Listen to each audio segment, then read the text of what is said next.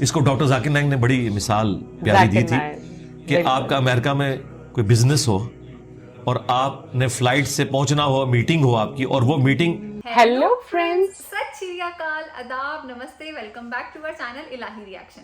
آج ہم اپنے چینل پہ لے کے آئے بہت انٹرسٹنگ ویڈیو پہ ریئیکشن, جس میں ہم ریئیکٹ کرنے والے ہیں دعا مانگو تو ایسے مسٹ واچ بائی انجینئر محمد علی مرزا جی.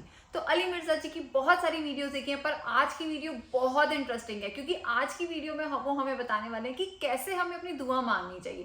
دعا ہم سب مانگتے ہیں, پر جو بڑے ہوتے ہیں نا وہ ہمیں بہت اچھے اچھے طریقے بتاتے ہیں. جیسے ہم اپنے چھوٹے بچوں کو بتاتے ہیں کہ تم اگر دعا کرتے ہو, تم اگر ارداس کرتے ہو تو یہ بولا کرو, ایسے کیا کرو. تو ایسی جو ہمارے بڑے ہوتے ہیں وہ ہمیں سکھاتے ہیں, تو بہت اچھا لگتا ہے. تو آج کی ویڈیو کا ٹائٹل تو بہت اچھا ہے, دیکھتے ہیں ویڈیو کے اندر کیا ہے, پھر اس کے بارے میں بات کریں گے. محمد علی مرزا جی ہر بات کو بہت ڈیٹیل میں اور اسپیسیفکلی بہت اچھے اچھے پوائنٹس لے کر آتے ہیں ہمیشہ اپنے بیان میں, جس سے آپ کافی کچھ اپنے آپ کو ریلیٹ کر پائیں. وہ مطلب ایسے بنا ایکسپیرینس کے کوئی بات نہیں کرتے. میں نے دیکھا ہے کہ ان کی بہت ساری باتیں جو ہیں وہ بہت ایکسپیرینسڈ کے ساتھ ہر چیز بولتے ہیں, اور ان کا جو سمجھانے کا طریقہ ہے وہ بہت یونیک ہے. تو آج کا جو ٹاپک ہے وہ بہت زیادہ ایکسائٹنگ ہے, کیونکہ دعا مانگو تو ایسے. بہت سارے لوگوں کو یہی نہیں معلوم ہوتا کہ دعا میں کیا مانگنا ہے, کیونکہ کئی بار ہم رب سے کچھ اپنے لیے غلط بھی مانگ لیتے ہیں, کیونکہ ہمارے لیے تو وہ ہماری صرف ایک اچھا ہے, ایک ڈیزائر ہے, لیکن کافی بار ہمیں یہ نہیں معلوم ہوتا کہ ہمارے لیے وہ چیز اچھی ہے یا بری. تو چلیے دیکھتے ہیں آج کی اس ٹاپک میں کیا کچھ خاص بتانے والے ہیں. تو بنا کسی دیری کے شروع کرتے ہیں آج کی اس ویڈیو کو. دعا کبھی مسلمان کی رد نہیں جاتی. مسند احمد میں حدیث ہے کہ مسلمان کی دعا کبھی بھی رد نہیں جاتی, یہ ذہن میں رکھیے گا. نبی الاسلام فرمایا کہ وہ 3 طرح سے قبول ہوتی ہے, یا جو کچھ مانگا وہ مل جائے گا, یا اس کے بدلے کوئی بہتر نعم البدل مل جائے گا, کوئی مصیبت بھی ٹال سکتی ہے, اور اگر یہ نہ ہوا تو وہ تمہاری دعا قیامت کے دن کے لیے سٹور کر دی جائے گی, تمہیں اجر ملے گا. لہذا یہ تو اپنے دماغ سے نکال دیں کہ دعا ریجیکٹ ہوتی ہے. دعا کبھی بھی ریجیکٹ نہیں ہوتی. دوسری بات, دعا کرنا آپشنل نہیں ہے, یہ مسلمان پہ فرض ہے.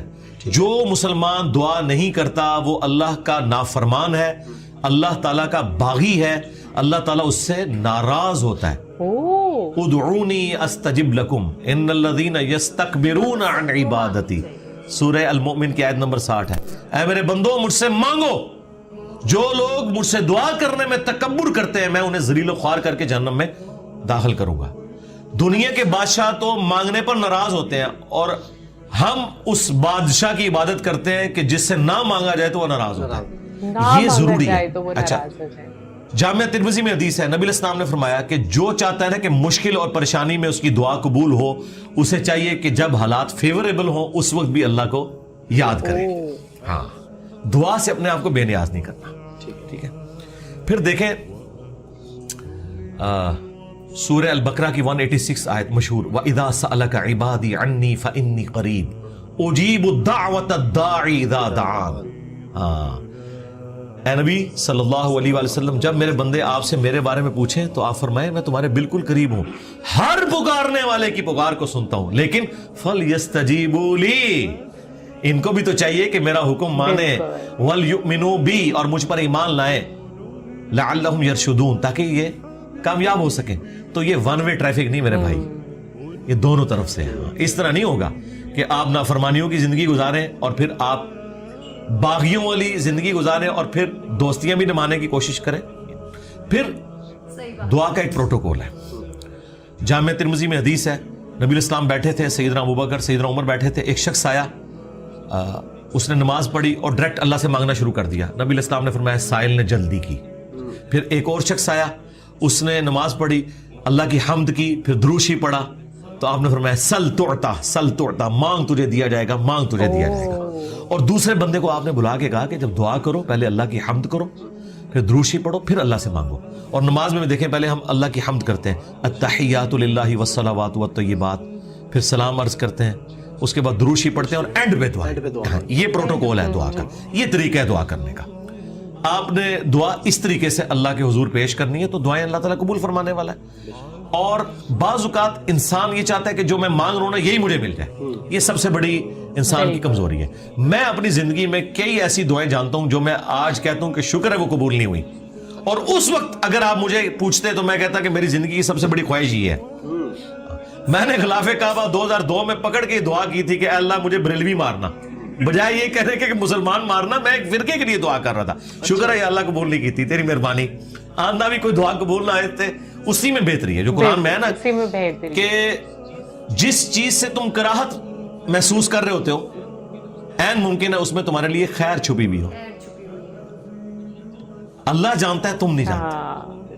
بعض اوقات انسان کسی چیز میں کراہت محسوس کر رہا ہے، اس میں خیر چھپی ہوئی ہے، اور جس چیز کو محبت کی نظر سے دیکھ رہا ہے اس میں اس کے لیے شر چھپا ہوا ہے. اس کو ڈاکٹر ذاکر نائک نے بڑی مثال پیاری دی تھی کہ آپ کا امریکہ میں کوئی بزنس ہو اور آپ نے فلائٹ سے پہنچنا ہو، میٹنگ ہو آپ کی، اور وہ میٹنگ آپ اٹینڈ کریں تو آپ کو کروڑوں کا بزنس ملنے والا ہے، اور اگر رہ جائے تو آپ کا اتنا نقصان ہو جائے گا سارے بزنس مین کے لیے. آپ جیسے ہی ٹریفک کے لیٹ ہونے کی وجہ سے ایئرپورٹ پہنچے اور آپ کو پتا چلے کہ وہ جہاز اڑ گیا ہے جس میں آپ نے جانا تھا، تو آپ کہیں گے میری زندگی کی سب سے بری خبر تھی جو میں نے سنی. اور اسی گاڑی میں واپس آتے ہوئے آپ کو خبر ملے کہ وہ جہاز کریش کر گیا، تو آپ کہیں گے وہ میری زندگی کی سب سے بہترین خبر تھی جو میں نے اس وقت سنی تھی. شکر ہے میں نہیں بیٹھا اس میں. ایک ہی خبر تھوڑی دیر پہلے زندگی کی بدترین خبر تھی اور اگلے لمحے وہ سب سے اچھی. اچھا، اس چیز کو اللہ نے قرآن میں حضرت موسیٰ اور خضر کے واقعے میں سمجھایا ہے، جس میں وہ ایک بچے کی گردن مروڑ دیتے ہیں. وہ یہ نہیں ہے کہ یہاں کو پیر بچوں کی گردنیں مروڑیں گے، وہ فرشتہ تھا، وہ حضرت اسرائیل والا کام کر رہا تھا.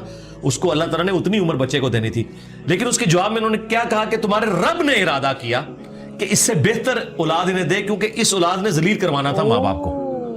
تو مسئلہ تقدیر سمجھایا گیا نا کہ اگر کوئی تکلیف پہنچتی ہے تو آپ کو نہیں پتا. اور واصف علی واصف صاحب کہتے ہیں میں ایک دفعہ داتا دربار بیٹھا ہوا تھا، ایک بندہ دعا کر رہا تھا یا اللہ جو 25 سال پہلے میں نے دعا مانگی تھی وہ واپس لے لے. یہی وہ ریپیٹ کر رہا تھا. تو میں نے اسے بعد میں پوچھا کہ یہ آپ کیا بات کر رہے ہیں؟ تو کہنے لگا میں نے، میری بیٹیاں ہی تھیں، ساری اچھی نکلی ہیں، لیکن میری تسلی نہیں ہوتی تھی. 25 سال پہلے میں نے ایک بیٹا مانگا رو رو کے، کتنی منتوں سے مرادوں سے، اور وہ چرس اور ہیروئن کے نشے میں پڑ گیا تو گھر کا سارا سامان اس نے بیچ دیا. تو بڑا بہتر کیا تھا اللہ نے جو مجھے بیٹا نہیں دیا ہوا تھا. تو یا اللہ وہ دعا واپس لے لے. ٹھیک ہے، اس لیے آپ نے اپنے معاملات کو ذرا دیکھ کے بھی چلنا ہوتا ہے، لیکن دعا ضرور مانگیں. اللہ تعالیٰ کے بارے میں پیسمسٹک نہ ہو، آپٹیمسٹک. نبی اسلام کی حدیث ہے بخاری مسلم میں کہ کبھی یوں بھی دعا نہیں کرنی کہ اگر یا اللہ تو چاہے، اگر مگر نہیں، پورے پیشن سے مانگیں، صحیح دعا مانگیں. اور مسلم شریف میں حدیث ہے نبی اسلام کہ ایک صحابی اتنے بیمار ہوئے کہ وہ ہڈیوں کا پنجر بن گئے. نبی اسلام ان کی عادت کرنے گئے. آپ نے کہا کہ تو اللہ سے کیا مانگتا ہے یہ جو تیری حالت ہوئی ہوئی ہے؟ تو نے کہا یا رسول اللہ میں اللہ سے ایک ہی دعا مانگتا ہوں کہ اے اللہ جو تو نے مجھے آخرت میں عذاب دینا ہے نا دنیا میں ہی دے لے. نبی اسلام نے کہا سبحان اللہ، اللہ پاک ہے، یہ تو نے کیا عقیدہ بنایا ہوا ہے. یعنی حضور جب حیران ہوتے تھے نا تو یعنی غلطیوں سے پاک تو اللہ ہی ہے یہ کہتے تھے. اوہ تیرے اندر سکت ہے کہ تو دنیا میں بھی اللہ کا عذاب برداشت کر سکے، اور تجھے تو چاہیے تھا تو کہتا اللہم ربنا آتنا فی الدنیا حسنہ وفی الآخرۃ حسنۃ وقنا عذاب النار. اے اللہ مجھے دنیا میں بھی بھلائیاں عطا فرما، آخرت میں بھی بھلائیاں عطا فرما، اور آخرت کی سب سے بڑی بھلائی مجھے دے وقنا عذاب النار، جہنم کی آگ سے بچا لے. تو نبی الاسلام نے کہا یہ پڑھ. اس نے پڑھنا شروع کیا. صحابہ کرام کہتے ہیں کچھ دنوں بعد وہ ایسے ہو گیا جیسے مردہ زندہ ہو جاتا ہے، بالکل ٹھیک ہو گیا. ٹھیک ہے، تو اندازہ کریں کہ بعض اوقات ہماری اپنی مس ہینڈلنگ ہوتی ہے. پھر نبی الاسلام نے کچھ ہمیں راستہ بھی بتایا ہے. بخاری مسلم میں حدیث ہے جس کی یہ خواہش ہو کہ اس کی عمر دراز ہو جائے اور اس کے رزق میں برکت ہو. یہی دو دعائیں ہیں جس کے پیچھے لوگ درباروں پہ بھی جاتے ہیں، ادھر ادھر ذلیل ہوتے ہیں کہ جی صحت والی زندگی ہو، لمبی ہو، ظاہر انسان کے اندر اللہ نے خواہش رکھی ہے، اور فراخی ہو. نبی الاسلام نے یہ دونوں چیزیں گنوائی. بخاری مسلم کے الفاظ ہیں جو یہ چاہتا ہے نا وہ اپنے رشتہ داروں کے ساتھ اس نے سلوک کرے، شریکاں نال. ہاں پنجابی کہتے شریکاں نال، کیونکہ انسان دوسروں پہ لگا لیتا ہے، شریکاں نہیں دیتا. جدھر یعنی آپ کے وہ کامن انٹرسٹ ہوتے ہیں نا، وہ شریک ہوتے ہیں نا وہ.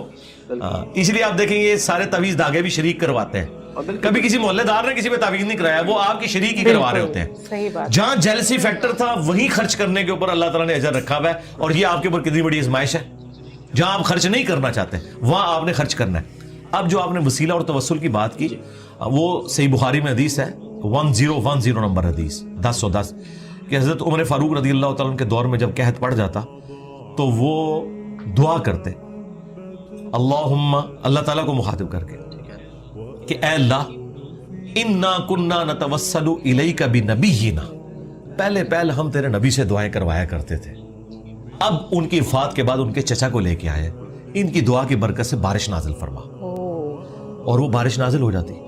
یہ حضرت عمر نے امت کو عقیدہ دیا ہے کہ توسل اور وسیلہ یہ نہیں ہے کہ کسی کے واسطے آپ نے ڈالنے اللہ کو, بلکہ یہ ہے کہ اس نیک بندے سے جا کے دعا کروانی ہے. بخاری مسلم میں آیا کہ بارش نہیں ہوتی تھی, صحابہ کرام نبی علیہ السلام سے دعا کرواتے تھے, اچھا, دعا کی برکت سے بارش ہو جاتی تھی. اب قبر رسول پہ جا کے آپ نے نبی علیہ السلام سے کوئی نہیں مانگنا. ہاں, وہ دعاؤں کی قبولیت کی جگہ ہے, وہاں کھڑے ہوں صلاۃ والسلام عرض کریں. 4 کتابوں میں موجود ہے, المصنف ابن ابی شیبہ میں, سنن کبری البیہقی میں, الموطا امام مالک میں, فضل الصلاۃ علی النبی کے اندر, کہ صحابہ کرام اور خصوصاً ابن عمر کے بارے میں کہ مسجد نبوی میں وہ آتے, پہلے سفر پہ جاتے یا واپس آتے, پہلے مسجد نبوی میں 2 نفل پڑھتے اور قبر رسول پر آ کے عرض کرتے السلام علیک یا رسول اللہ, السلام علیک یا ابا بکر, السلام علیک یا عمر. ایک روایت میں السلام علیک یا ابا, میرے باپ آپ پر سلام ہو. تو یہ صحابہ کرام کا طریقہ تھا, قبر رسول پہ حاضر ہونا, وہاں کھڑے ہو کر اللہ سے دعا مانگنی ہے. آپ نے کسی یعنی بزرگ سے یا پیغمبر سے ڈائریکٹ نہیں مانگنی, اور نہ واسطے ڈالنے. دیکھیں قرآن میں 40 کے قریب دعائیں آئی ہیں, سب ربنا کے ساتھ, کوئی وسیلے واسطے نہیں ہے اس میں. مجھے نہیں سمجھ آتی آپ وسیلے واسطے سے بھی آگے جا کے یہ ڈائریکٹ بزرگوں کو پکارتے ہیں, یا علی مدد کہتے ہیں, یا شیخ عبد القادر جیلانی مدد کہتے ہیں. ان سے پوچھو کہ اللہ کے بندو, کیا مولا علی علیہ السلام نے کسی کا واسطہ ڈال کے کبھی دعا کی ہے یا اسے پکارا ہے؟ شیعہ کی جو سب سے اتھینٹک کتاب ہے نا, مولا علی کے خطبات, نہج البلاغہ, اس میں ایک خطبہ موجود ہے. اپنے بیٹے کو انہوں نے کچھ نصیحتیں کی ہیں. اس میں انہوں نے کہا کہ حسن یاد رکھنا, تم اس کی اولاد ہو جس نے عنقریب مر کے مٹی ہو جانا ہے, بقا صرف اللہ کی ذات کو ہے. حسن, جب بھی تجھے مصیبت اور پریشانی ہو صرف اسی کو پکارنا, اور اے میرے بیٹے حسن یاد رکھنا اللہ کی بارگاہ وہ ہے جس میں اس نے اپنے لیے کوئی دربان بھی مقرر نہیں کیا, تم ڈائریکٹ اللہ سے مانگو. اب مجھے بتائیں, اگر یا علی مدد کا عقیدہ ہوتا تو سب سے پہلے وہ اپنے بیٹے کو سکھاتے. بالکل, حسن ابن علی کو. اگر حسن ابن علی کو یا علی مدد کا عقیدہ نہیں سکھایا گیا تو باقی تو شاہی کوئی نہیں. پھر یہ سارے انہوں نے گھڑے ہوئے عقیدے. ہاں, آپ یہ کہہ سکتے ہیں اے اللہ, جو تجھے اپنے نبیوں سے, ان کے اہل البیت سے, ان کے صحابہ سے محبت ہے, میں اس محبت کا وسیلہ تجھے پیش کرتا ہوں کہ میرا یہ کام کر دے. یہ اللہ کی صفت کا وسیلہ ہوگا. وَلِلَّهِ الْأَسْمَاءُ الْحُسْنَى فَادْعُوهُ بِهَا. اللہ کا اپنے پیغمبروں سے محبت کرنا یہ اللہ کی صفت ہے, اس کا آپ وسیلہ پیش کر سکتے ہیں. اس طرح نیک اعمال کا وسیلہ, وَاسْتَعِينُوا بِالصَّبْرِ وَالصَّلَاةِ, نماز اور صبر کے ذریعے اللہ کی مدد چاہو, بالکل آپ وسیلہ پیش کریں. وہ 3 لوگ وہ غار میں پھنس گئے تھے, بخاری مسلم میں آتا ہے, انہوں نے اپنے عمل کا وسیلہ پیش کیا, یہ آپ کریں, بالکل کریں, اس میں تو کوئی شک والی بات نہیں. لیکن یہ جو واسطے ڈالنا, فلانے دا صدقہ, یہ کوئی ثابت نہیں میرے بھائی. اس طرح کی کوئی روایت اصول محدثین کے اوپر صحیح نہیں ہے. آج کی ویڈیو بہت زیادہ اچھی تھی. مطلب پوری ویڈیو کے اندر انہوں نے ہمیں بتایا کہ آپ جو دعا مانگتے ہیں, کئی بار آپ کی دعا قبول نہیں ہوتی ہے, پر آپ کو پھر بھی دعا مانگنی چاہیے. آپ کی کوئی دعا جو ہے وہ ریجیکٹ نہیں ہوتی ہے. مطلب آپ اللہ سے, آپ اپنے رب سے دعا مانگو, آپ کی اور وہ ہمیں کہتے ہیں کہ تم مجھ سے دعا مانگو, اگر نہیں مانگ رہے ہو تو تم غلط کر رہے ہو, کیونکہ ہمیں دینے والا تو وہی ہے نا. تو مطلب انہوں نے پورا جو واقع سنایا اور سمجھایا, مجھے اتنی زیادہ پسند آئی یہ ویڈیو. مطلب ان کا بتانے کا طریقہ اتنا اچھا تھا, بالکل بچوں کی طرح وہ سمجھاتے کہ تم ایسے دعا مانگ سکتے ہو, ایسے کر کے تمہیں دعا مانگنی ہے, اور کوئی دعا قبول نہیں ہو رہی ہے ابھی ایٹ پریزنٹ تو وہ تمہارے بھلے کے لیے, تمہاری خیرت کے لیے. تو بہت اچھی ویڈیو تھی آج کی. واقعی میں آج کی ویڈیو ہمیں بہت زیادہ پسند آئی, کیونکہ اتنے اچھے پوائنٹس انہوں نے اٹھائے تھے, اور ہر ایک پوائنٹ کو انہوں نے اتنا اچھی طریقے سے کلیئرفائی کیا. حالانکہ کچھ الفاظ انہوں نے اردو بھاشا کے یا کچھ اسلامک قرآن سے انہوں نے کچھ چیزیں بولی جو کہ ہمیں سمجھ میں نہیں آئی, لیکن کہیں نہ کہیں ہم اس وائب کو یا وہ جو کہنا چاہ رہے تھے وہ ہمیں سمجھ میں آ رہا تھا, کہ وہ ہر طریقے سے یہی سمجھانے کی کوشش کر رہے تھے کہ رب سے مانگنا ضرور ہے. کافی لوگ ایسے ہیں جو دعا نہیں مانگتے, تو آپ کو دعا بھی مانگنی ہے, کیونکہ آپ ایک ایسے بادشاہ کی جو ہے عبادت کر رہے ہیں جو سب کو دینے والا ہے, جس کی جو ہے جو سب کو رزق دیتا ہے. تو آئی ایم شیور ہم سب کو دعا ایک دوسرے کے لیے بھی مانگنی چاہیے. اور دوسرا پوائنٹ انہوں نے جو اٹھایا کہ آپ आपको नहीं मालूम आप कितनी सही दुआ मांग रहे हैं। हम कभी भी कुछ भी रब से मांग लेते तो हमेशा ये दुआ मांगे कि हम जो बोल रहे हैं उसमें हमारा कुछ भला ही हो, अगर कुछ भला है तो हमारी ये दुआ जरूर कबूल हो। तो इन्होंने जिस भी पॉइंट्स पे सब चीजें क्लियर की वो हमें बहुत ज्यादा पसंद आई, और उम्मीद करते हैं आपको भी आज की वीडियो पसंद आई होगी। अगर वीडियो अच्छी लगी है तो वीडियो को लाइक करना, चैनल पे नए हो तो चैनल को सब्सक्राइब करना, कमेंट सेक्शन में जरूर बताना ये वीडियो कैसी लगी, और हम मिलेंगे एक नई वीडियो में, तब तक के लिए ओके बाय।